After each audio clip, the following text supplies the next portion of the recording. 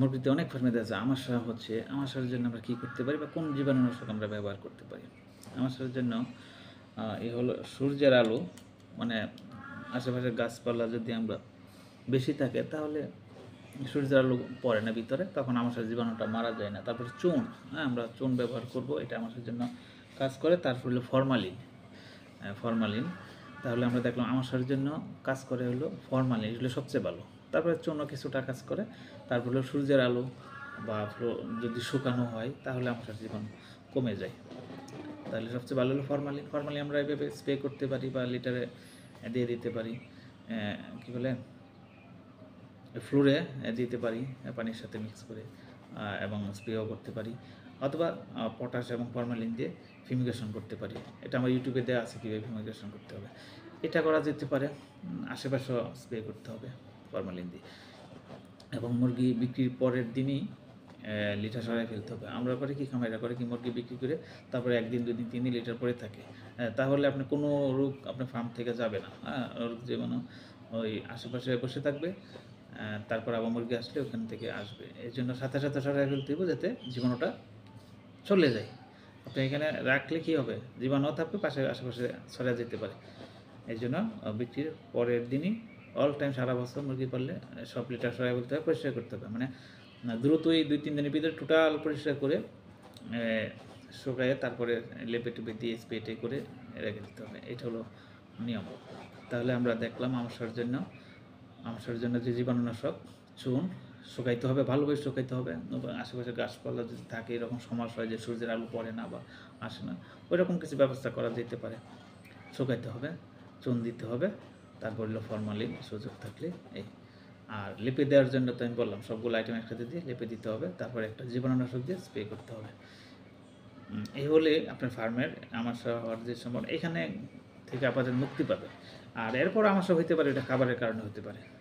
হ্যাঁ, খাবারের কারণে হতে পারে, অথবা আপনার লিটারের কারণে হতে পারে। এই জন্য লিটার কী করতে হবে, লিটার একবারই দিতে হবে। হ্যাঁ, যতটুকু লিটার লাগে মনে হয় আপনি একবার লিটার দেবেন, তাহলে বারবার লিটার দিলে আমাশা হওয়ার সম্ভাবনা থাকবে বেশি। ঠিক আছে, বারবার লিটার দেওয়া যাবে না। একবার লিটার দিলে ওই লিটার কী হবে, তার জন্য রেজিস্ট্যান্স হয়ে যাবে, হ্যাঁ, আমাশার জীবাণু। কিন্তু আপনি যখন 2বার 3বার দিবেন, তাহলে আপনি আমার জীবাণু ঢোকাচ্ছেন, বারবার জীবাণু ঢোকাচ্ছেন, এই জন্য আমাশা হচ্ছে। তাহলে আমরা কয়টা ধাপে কাজ করতে পারি? একটা হলো জীবাণুনাশক আমাশার জন্য, অথবা শুকানো, এই কাজ।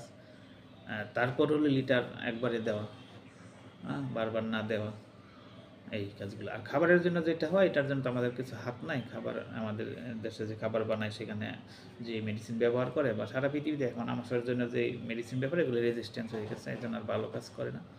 তো ওইটাতে আমাদের হাত নাই। আমাদের হাত আছে হলো পরিষ্কার করা, জীবাণুনাশক দেওয়া, লিটার ভালো রাখা, এই কাজগুলো করতে হবে। লিটার খারাপ করা যাবে না। কোনো জায়গায় লিটার ভিজে গেলে এটাকে সরাই ফেলতে হবে। ওই ভিজা লিটার রাখা যাবে না। পাত্র যদি লিক থাকে তাহলে এই পাত্র বাতিল করতে হবে। অনেক সময় দেয় বৃষ্টির পানি পড়ে যায়, বৃষ্টির পানি সাইডে এসে লিটার ভিজে যায়, অনেকে এটা রেখে দেয়।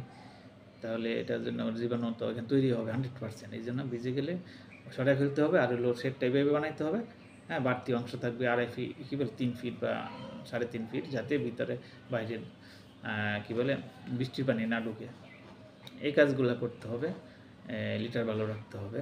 অনেকে আমরা খরচ বেড়ে যাবে দেখে লিটার ব্যবহার করি না, কম দিই, অত মনে করি তো বিক্রি করে দিব 1 সপ্তাহ পরে, 5 দিন পরে, এরকম করতে করতে খারাপ লিটারে, হ্যাঁ, মুরগি পালন করে এরকম করে। আপনি একটু খরচ বেশি করেন, 1000-2000 টাকা বেশি খরচ করেন, সমস্যা নেই, কিন্তু লিটার আপনি ভালো রাখতে হবে। লিটার ভালো রাখলে আর জীবাণুনাশক যেগুলো বলছি, আপনি অনেকটাই আপনার কন্ট্রোলে থাকবে। তারপরে তারপর হলো চিকিৎসা করতে হবে সঠিকভাবে।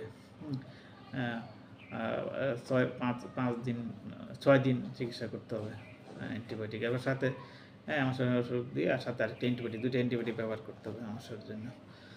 এই। আর খাবারের ব্যাপারটা তো আমাদের কিছু, কারণ এরপরে যদি কিছু কিছু খাবারে আমাশা বেশি হয়, কিছু খাবারে কম হয়, যেসব ভালো খাবার আছে সেই খাবার আমরা ব্যবহার করব।